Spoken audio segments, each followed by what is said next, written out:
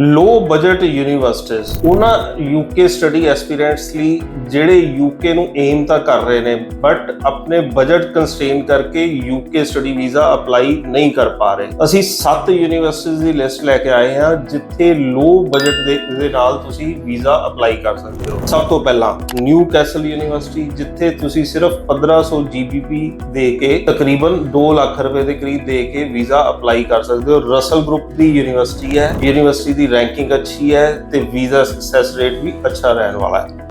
University of Reading 2000 GBP, Cardiff university 2500 GBP, north eastern university 3000 GBP, Bradford 5000 GBP, Sheffield Hallam 5000 GBP and Sunderland university, ਜਿੱਥੇ ਤੁਸੀਂ 6500 pound ਦੇ ਕੇ visa apply ਕਰ ਸਕਦੇ ਹੋ।